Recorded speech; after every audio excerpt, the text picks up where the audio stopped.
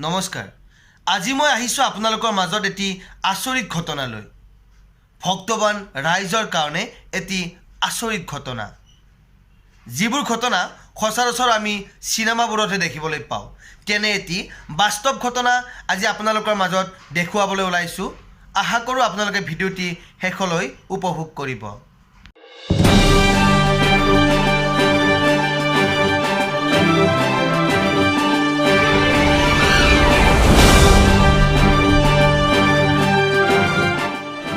এই ঘৰটোলৈ মন কৰক। এই ঘৰটোত হঠাতে আবিৰ্ভাৱ হ'ল মা কালীৰ। কিন্তু কেনেকৈ? হয়, এয়া কোনো চিনেমাৰ দৃশ্য নহয়। এয়া নলবাৰী ডিষ্ট্ৰিক্টৰ বিলপাৰ নাৰীকুচি গাঁৱৰ নিজ সপ্তাৰ জয়ন্ত বেজবৰুৱা নামৰ ব্যক্তিজনৰ ঘৰৰ দৃশ্য। আহকচোন আমি তেওঁৰ মুখেৰে শুনো কেনেকৈ আহিলে এই কালী মূৰ্তিটো তেওঁলোকৰ ঘৰৰ চোতালত। নমস্কাৰ, মোৰ নাম শ্ৰী জয়ন্ত বেজবৰুৱা, গাঁৱৰ নাম নিষ্পকতা। যোৱা ৰাতি অকস্মাত আহি কিনি মোক কয় যে তাত এটা হেৰি আছে, যিটো উল্টাই কিনে মোক সেই কৰিছে, মোক আনিব লাগে। মই নিজ খুচি মতে আহিম। সেনেকৈ কোৱাৰ পিছত মই মনতে ৰাতি হোৱা বুলি ভাবি মই মোবাইলটো চালোঁ। চাওঁতে 1 বাজিছিল। 1 বজাৰ পিছত মই এতিয়া ক'লোঁ যে ইমান ৰাতি মই যাব নোৱাৰোঁ, ভয় লাগে, লগ নিব লাগিব। তেতিয়া কৈছে যে লগ ধৰ। লগ দাদাহঁতক মাতিলোঁ, আমাৰ এওঁক মাতিলোঁ, মাতি কিনে মই তাকে যোৱাৰ পিছত তাতে পানীত নামি তাৰ পৰা বস্তুটো লৈ উঠাই লোৱাৰ পিছৰ পৰা মই আৰু গম নাপাওঁ কেনেকৈ আহিলোঁ, কি কৰিলোঁ, সেই কথাটো গম নাপাওঁ। আপোনাক য'ত থকা বুলি ক'লে সেই পুখুৰীটোৰ নামটো কি আছিলে? পুণ্য পুখুৰী। পুণ্য পুখুৰী বুলি কয় বহুতে। হয়, আপোনালোকৰ ঘৰৰ ওচৰতে হয় পুখুৰীটো? ঘৰৰ ওচৰত। হয় হয়, তাৰমানে আপোনাক যোৱা ৰাতি সপোনতে দেখালে? সপোন দিঠক সেইটো মই গম নাপাওঁ, ধৰিব নোৱাৰিলে। এনে আপুনি আগৰ পৰাই এনেকুৱা পূজা পাতল কৰি থাকে নেকি? কৰি থাকোঁ।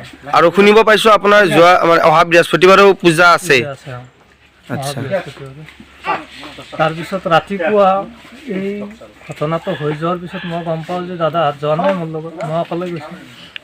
তাৰমানে আপুনি সপোনত এনে কি হ'ল আপুনি গম নাপালে? আপুনি ভাবিছিলে কি আপোনাৰ লগত মানুহখিনি গৈছে, আপুনি মূৰ্তিটো একেলগে আনিব গৈছে, কিন্তু পিছত যেতিয়া আপুনি ৰাতিপুৱা সুধিলে যে আপোনাৰ লগত কোনো যোৱা নাই বুলি ক'লে, কিন্তু মূৰ্তিটো আহি ইয়াতে নিজে নিজে স্থাপিত হৈছে। কি কৈছোঁ সেই কথাটো গম নাপাওঁ। হয় হয় হয়। মূৰ্তিটো কিহৰ মূৰ্তি আছিলে? মা কালীৰ মূৰ্তি। ঠিক আছে বাৰু। আপোনাৰ নামটো কি বুলি ক'লে আৰু এবাৰ ক'ব? শ্ৰী জয়ন্ত বেজবৰুৱা। ঠিক আছে বাৰু, ধন্যবাদ। মোৰ নাম শ্ৰী বেজবৰুৱা। যোৱাকালি ৰাতি এঘাৰমান বজাত ৰাতি উঠি গৈছিল। এখেতক কোনোবাই মাতিছিল যি তাত এটা মূৰ্তি আছে, তই লৈ আহি আমি বাৰু গম নাপাওঁ। তাৰপিছত 4মান বজাত মই সাৰ পালোঁ। সাৰ পাই এটা শব্দ শুনিলোঁ বাহিৰত। সাৰ পাই মই এখেতক মাতিব বিচাৰিলোঁ। মই বোলে উঠকচোন, চাওঁ যে এখেত বিচনাত নাই। মই দেখিলোঁ দৰ্জাখন খোলা। মই ভাবিলোঁ বাহিৰত গৈছে, ময়ো বাহিৰ ফালে যাওঁ যি বাহিৰত গ'লোঁ, এনেকৈ মই মাত শুনিলোঁ কিবা চিঞৰাৰ দৰে। তাত চাওঁ যে তাত এই মূৰ্তিটো লৈ এখেতে তাৰমানে চিধ হৈ পৰি আছে। মই ভাবিলোঁ কিবা হ'ল, মই এনেকৈ মাতি দিলোঁ, উঠকচোন উঠক, হেৰি উঠক, কি হৈছে আপোনাৰ, উঠকচোন। এনেকৈ গাত ধৰি মাতিছে। তেওঁ মই এনেকৈ হাতেৰে আঁচুৰি দিলোঁ। মই আমাৰ বাইদেউ মাতিলোঁ, দাদাহঁতক ভাইটিহঁতক মাতিলোঁ। তাৰপিছত আমাৰ বাইদেউ আহি ক'লে যে পৰহি পূজা নিশ্চয় মা আহিছিল, আমাৰ নচবি সেনেকৈ ক'লে। তেতিয়া আমি গা মূৰ ধুই আহিলোঁ। তেতিয়া এখেতে ক'লে যে পানী আন ধুই দি মই নিজ খুচিত আহিছোঁ, ধুই দি। আপোনালোকে যেতিয়া আপুনি যেতিয়া দেখিলে তেতিয়া কিমান টাইম হৈছিল মানে? তেতিয়া 4:15 ৰাতিপুৱা 3:30 বজাত হৈছে, ইমান মান হৈছে আৰু। মই উঠিছোঁ। তাৰপিছত বাইদেউ ক'লে যে নচবি মা আহিছিল। তাৰপিছত এওঁ কৈছে মোক ধুই দি। তাৰপিছত বোকা দি লুটপুট, এওঁ পূৰা লুটপুট। তাৰপিছত পানী আনিলে আমাৰ ভাইটিটো গা মূৰ ধুই। তাৰপিছত তেওঁ গাত ঢালিলে। তাৰপিছত কৈছে আৰু পানী আন, আৰু একলা পানী আনিলে ধুই দি। কৈছে মোক ঢাকি থ ঘৰত বান্ধি দি। আমি ভাবিছোঁ কি ঢাকি থ'ব লাগে, আমি দেখা নাই তেতিয়ালৈ। তাৰপিছত আমাৰ কাপোৰ আনাই আছিল পৰহি পূজাৰ কাৰণে হয় হয় হয় ঢাকি দিলোঁ ঘৰত বান্ধি দিলোঁ তাৰ পাছত বেলপাত আন সিন্দুৰ আন চাকি জ্বলাই দিলোঁ তেতিয়ালৈকে আমি দেখাই নাই মূৰ্তিটো তাৰপিছত ধুই দি যেতিয়া তেওঁ অলপমান থিয় হ'ল তেতিয়া আমি দেখা পালোঁ আজি মা কালীৰ মূৰ্তি আমি সুধিলোঁ আৰু আমাৰ আকৌ দেউতা সুধিলে যি মা তুমি কিয় আহিছা পৰহি দেখোন আমাৰ পূজা কিবা দুখ হৈছে নেকি কৈছে নাই মোৰ একো দুখ হোৱা নাই মই নিজ খুচিত আহিছোঁ একো দুখ নাই ধন্যবাদ কৈছে অঁ নে তুমি ভালৰ কাৰণে আহিছোঁ ন বেয়াৰ কাৰণে কৈছে বেয়াৰ কাৰণে হ'লে মই নাহোঁ মই ভালৰ কাৰণে আহিছোঁ ৰাইজৰ গতিকে মোক ভালদৰে মানি চলিবি ইয়াত মই স্থাপিত হ'ম মানে হৈছেই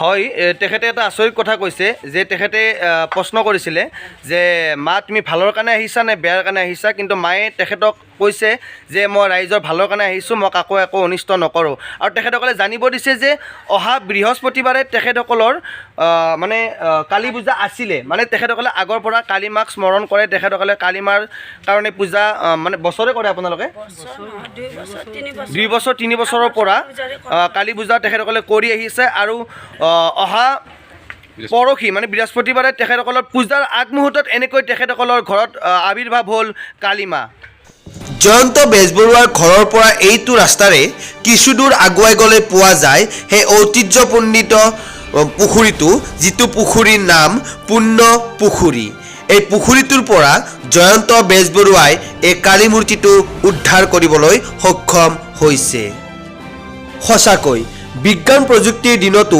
এনেকুৱা এটা দৃশ্য বিশ্বাস কৰিবলৈ অলপ টান হয় যিটো দৃশ্য আপোনালোকে নিজ চকুৰে নেদেখিলে হয়তো কাহানিও বিশ্বাস কৰিব নোৱাৰিব আমি PK ৰিয়েল বস্তিৰ তৰফৰ পৰা এই দৃশ্য নিজ চকুৰে উপভোগ কৰি আপোনালোকৰ মাজত দেখুৱাবলৈ চেষ্টা কৰিছোঁ আপোনালোকেও যদি নিজ চকুৰে উপভোগ কৰিব বিচাৰে এনে এটি মনোমোহা দৃশ্য তেনেহ'লে যাওক নলবাৰী ডিষ্ট্ৰিক্টত অৱস্থিত বিলপাৰ গাঁৱৰ সক্তা গাঁৱলৈ আৰু তাত দেখিবলৈ পাব জয়ন্ত বেজবৰুৱাৰ ঘৰত আবিৰ্ভাৱ হোৱা এই মা কালীৰ মূৰ্তিটো যদি মোৰ এই ভিডিঅ'টি চাই আপোনালোকৰ ভাল লাগিল তেনেহ'লে লাইক কৰিব কমেণ্ট কৰিব যিমান পাৰে শ্বেয়াৰ কৰিব লগতে মোৰ PK ৰিয়েল বস্তি এণ্টাৰটেইনমেণ্ট ইউটিউব চেনেলটো ছাবস্ক্ৰাইব কৰিবলৈ নাপাহৰিব ধন্যবাদ